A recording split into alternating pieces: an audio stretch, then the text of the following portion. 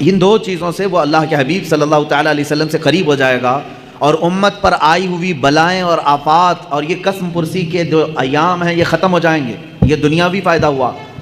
آخرت کا فائدہ یہ ہے، اللہ کے حبیب صلی اللہ تعالیٰ علیہ وسلم کی حدیث ہے، صاف اس سے معلوم ہوتا ہے، حضور اکرم صلی اللہ علیہ وسلم نے فرمایا المرء مع من احب، آدمی قیامت کے دن اسی کے ساتھ اٹھایا جائے گا جس کے ساتھ دنیا میں وہ سب سے زیادہ محبت کرتا تھا۔ تم جس سے محبت کرتے تھے اسی کے ساتھ قیامت میں اٹھائے جاؤ گے۔ اور اس حدیث پاک کے بعد حضرت انس رضی اللہ تعالیٰ عنہ فرماتے ہیں فخر کرنے لگا میں اپنی زندگی پر، اس لیے کہ میں رسول پاک صلی اللہ علیہ وسلم سے دنیا میں سب سے زیادہ محبت کرتا ہوں، اور اللہ کے حبیب کے فرمان کے مطابق کل قیامت کے دن میں اپنے مصطفیٰ کے ساتھ اٹھایا جاؤں گا۔ میرے عزیزو، یہ ہے سیرت مصطفیٰ کی محفلوں کا فائدہ۔ آپ اللہ کے رسول سے قریب ہوں گے، محبت میں اضافہ ہوگا، اور قیامت کے دن بھی حشر کس کے ساتھ ہوگا؟ مصطفیٰ کریم صلی اللہ تعالیٰ علیہ وسلم کے ساتھ ہوگا۔ میں مانتا ہوں اے عقل والو، میرا محمد خدا نہیں ہے، مگر دلوں میں یہ نقش کر لو کہ وہ خدا سے جدا نہیں ہے۔ یہ ہے مقام مصطفیٰ صلی اللہ تعالیٰ علیہ وسلم۔ ہاں، ان کی طرح نہ بنو جو کہتے ہیں وہ عام بشر ہیں، اور نہ ان کی طرح بنو کہ حضور کو وہ یہ کہتے ہیں کہ جیسے مدینے میں خدا ہو کر اتر پڑا۔ ہم نہ غلو کرنے والوں میں سے ہیں اور نہ گستاخی کر کے نیچا دکھانے والوں میں سے ہیں۔ ہمارا عقیدہ اہل سنت کا یہ ہے، اللہ رب العزت کی ساری مخلوق میں اگر سب سے افضل کوئی انسان ہے وہ محمد رسول اللہ صلی اللہ علیہ وسلم۔ افضلیت مصطفیٰ صلی اللہ تعالیٰ علیہ وسلم پر ایک نہیں دو نہیں بے شمار دلیلیں موجود ہیں، قرآن کی بھی حدیث کی بھی۔ قرآن کہتا ہے تلک الرسل فضلنا بعضهم علی بعض، یہ وہ رسول ہیں جن میں سے ہم نے بعض کو بعض پر فضیلت دی ہے۔ رسولوں میں بعض کو بعض پر فضیلت دی گئی ہے یا نہیں ہے؟ اللہ تعالیٰ نے چند نبیوں کا ذکر اس میں فرما دیا، جیسے اللہ تعالیٰ فرماتا ہے موسیٰ علیہ السلام سے اللہ نے بات فرمایا، ان کو کلام کرنے کا معجزہ دیا، وکلم اللہ موسیٰ تکلیما، اللہ نے موسیٰ سے کلام کیا۔ عیسیٰ علیہ السلام کے متعلق فرمایا وہ روح القدس کے ذریعے سے ان کی مدد کی۔ عیسیٰ علیہ السلام کو اللہ تعالیٰ نے بعض نبیوں پر مقام بلند فرمایا۔ ابراہیم علیہ السلام کے متعلق قرآن کہتا ہے واتخذ اللہ ابراہیم خلیلا، اللہ نے ابراہیم کو خلیل بنایا۔ خلیل کس کو کہتے ہیں؟ دوست کو۔ خلیل کس کو کہتے ہیں؟ دوست کو کہتے ہیں۔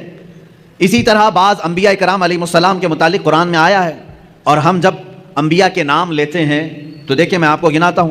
سیدنا آدم صفی اللہ کہتے ہیں، اللہ کے وہ صفی ہیں۔ سیدنا نوح نجی اللہ کہتے ہیں، اللہ کے وہ نجی ہیں۔ حضرت ابراہیم علیہ السلام کے نام کے ساتھ سیدنا ابراہیم خلیل اللہ، سیدنا اسماعیل ذبیح اللہ، سیدنا موسیٰ کلیم اللہ، سیدنا داؤد خلیفۃ اللہ، سیدنا عیسیٰ روح اللہ۔ اللہ کے یہ کچھ نہ کچھ ہیں، کوئی اللہ کا صفی ہے، کوئی اللہ کا نجی ہے، کوئی اللہ کا خلیل ہے، کوئی اللہ کا ذبیح ہے، کوئی اللہ کا صدیق ہے، کوئی اللہ کا خلیل ہے، کوئی اللہ کا روح ہے۔ لیکن جب میرے آقا صلی اللہ تعالیٰ علیہ وسلم کے لیے اللہ نے فرمایا تو کیا فرمایا؟ محمد صلی اللہ تعالیٰ علیہ وسلم حبیب اللہ۔ یہ کیا ہے؟ اللہ کے حبیب۔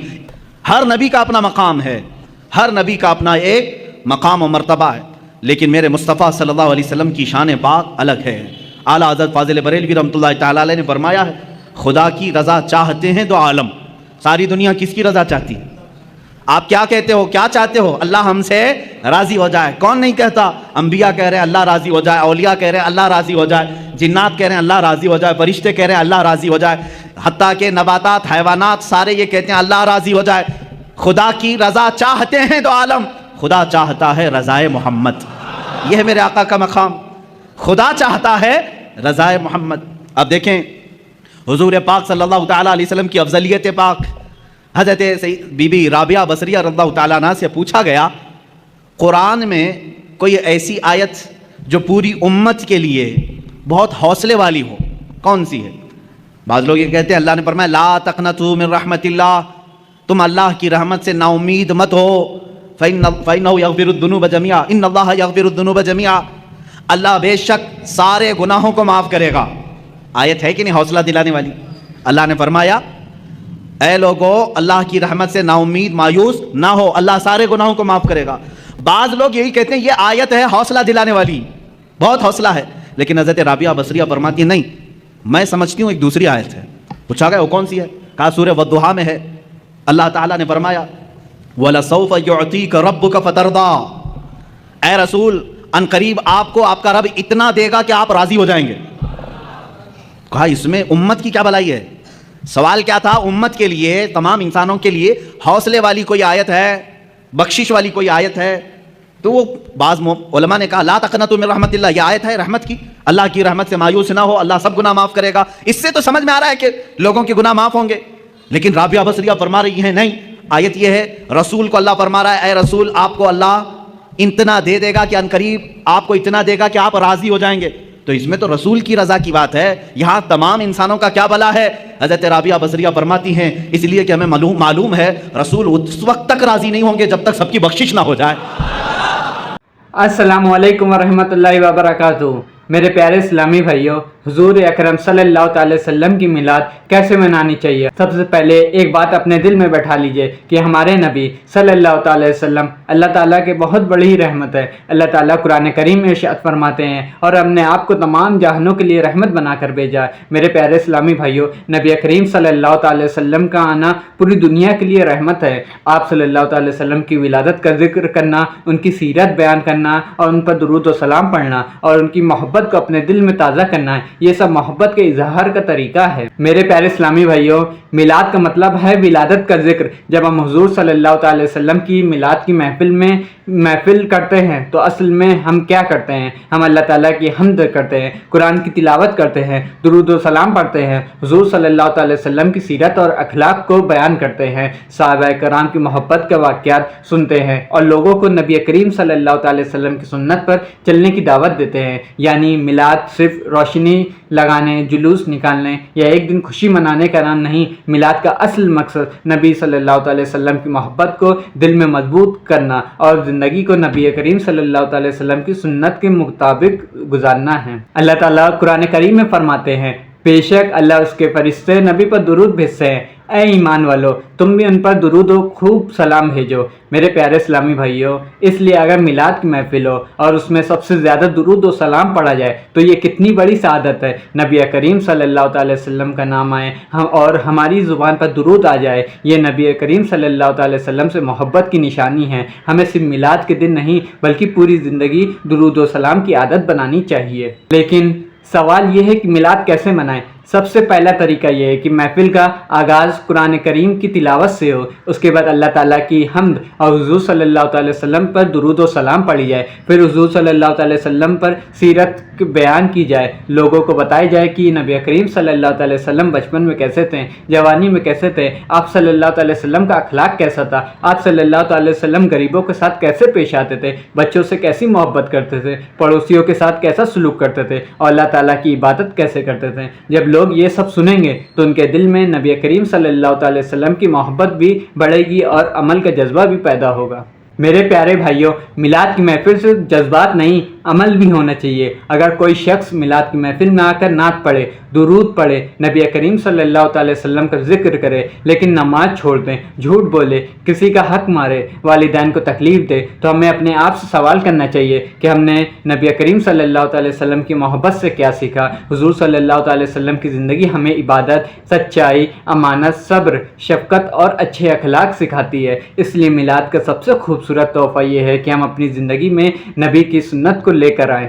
ہمیں یہ بھی سمجھنا چاہیے کہ میلاد کی محفل میں کوئی ایسا کام نہیں ہونا چاہیے جو شریعت کے خلاف ہو، نہ کسی کو تکلیف دینی چاہیے، نہ بے پردگی ہونی چاہیے، نہ نماز کو چھوڑنا چاہیے، نہ کسی پر ظلم ہونا چاہیے، نہ ہی فضول خرچی کو دین سمجھنا چاہیے۔ محفل جتنا سادگی، ادب اور شرعی حدود کے اندر ہوگی اتنی خوبصورت ہوگی۔ نبی کریم صلی اللہ تعالی وسلم سے محبت کا مطلب نبی کریم صلی اللہ تعالی وسلم کے ادب اور ان کی تعلیم کا خیال رکھنا بھی ہے۔ میرے پیارے اسلامی بھائیوں، اگر آپ اپنے گھر میں میلاد منانا چاہتے ہیں تو گھر کے لوگ اکٹھا ہو جائیں، قرآن کی تلاوت کریں، درود شریف پڑھیں، حضور صلی اللہ تعالی علیہ وسلم کی سیرت کا ذکر کرے، نعت پڑھے اور آخر میں دعائیں کرے اور غریبوں اور ضرورت مندوں کو کھانا کھلائیں، کسی یتیم کی مدد کرے، کسی پریشان انسان کی پریشانیاں دور کریں، کسی بھوکے کو کھانا کھلائیں۔ یہ بھی نبی کریم صلی اللہ تعالی وسلم کی تعلیم سے محبت کا اظہار ہے۔ میرے پیارے بھائیوں، میلاد کا ایک اور خوبصورت طریقہ یہ ہے کہ ہم اپنی زندگی میں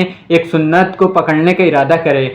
کوئی کہے میں آج سے 5 وقت کی نماز کی پابندی کروں گا، کوئی کہے میں جھوٹ چھوڑ دوں گا، کوئی کہے میں والدین کی خدمت کروں گا، کوئی کہے میں روزانہ درود شریف پڑھوں گا، کوئی کہے میں کسی غریب کی مدد کروں گا۔ سوچئے میرے بھائیوں، اگر ایک میلاد کی محفل سے 100 لوگ اپنی زندگی بدلنے کا ارادہ کر لے تو یہ کتنی بڑی کامیابی ہوگی۔ رسول اللہ صلی اللہ تعالی علیہ وسلم نے فرمایا، جس نے میری سنت سے محبت کی اس نے مجھ سے محبت کی، اور جس نے مجھ سے محبت کی وہ میرے ساتھ جنت میں ہوگا۔ اس لیے میرے بھائیوں، نبی کریم صلی اللہ تعالی وسلم کی محبت کو صرف زبان تک نہ رکھیں، اپنے عمل میں لے کر آئیں۔ اپنی زبان کو جھوٹ سے بچائیں، اپنی آنکھوں کو حرام سے بچائیں، اپنے ہاتھ کو ظلم سے بچائیں، اور اپنے دل کو بغض اور کینے سے بچائیں۔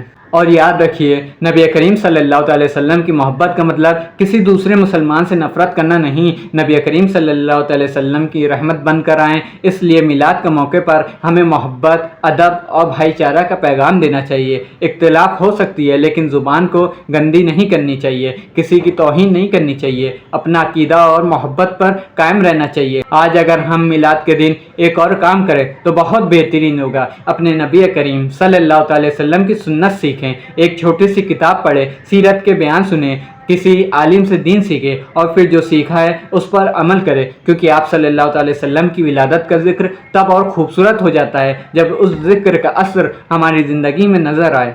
میرے پیارے اسلامی بھائیوں، آئیے آج ایک وعدہ کرتے ہیں، ہم میلاد کو صرف ایک دن خوشی نہیں منائیں گے بلکہ نبی کریم صلی اللہ علیہ وسلم کی محبت کو اپنی زندگی کا حصہ بنائیں گے، روزانہ درود شریف پڑھیں گے، نبی کریم صلی اللہ علیہ وسلم کا نام آئے تو ادب سے درود و سلام پڑھیں گے، اپنے بچوں کو حضور صلی اللہ علیہ وسلم کی سیرتیں سنائیں گے، گھر میں سنت کا ماحول بنائیں گے، غریبوں کی مدد کریں گے، اور کسی کا دل نہیں دکھائیں گے، والدین کی خدمت کریں گے، اور سب سے بڑھ کر اپنے رب کی عبادت کریں گے۔ اللہ تعالی ہم سب کے دلوں میں اپنے حبیب صلی اللہ علیہ وسلم کی سچی محبتیں عطا فرمائیں، ہمیں حضور صلی اللہ علیہ وسلم کی سنت پر چلنے والا بنائیں، ہمارے گھروں میں درود و سلام کی آواز بلند فرمائیں، ہمارے بچوں کو نبی کریم صلی اللہ علیہ وسلم کا سچا عاشق بنائیں، ہمیں نماز، قرآن اور سنت کا پابند بنائیں، اور قیامت کے دن حضور صلی اللہ علیہ وسلم کی شفاعت نصیب فرمائیں، آمین۔ تو میرے پیارے اسلامی بھائیوں، امید کرتے ہیں آپ لوگوں کو ویڈیو پسند آئی ہوگی۔ اگر ویڈیو پسند آئی ہو تو ویڈیو کو لائک کر دیں اور چینل کو سبسکرائب کر دیں۔ تو ملتے ہیں اگلی ویڈیو میں۔ السلام علیکم ورحمۃ اللہ وبرکاتہ۔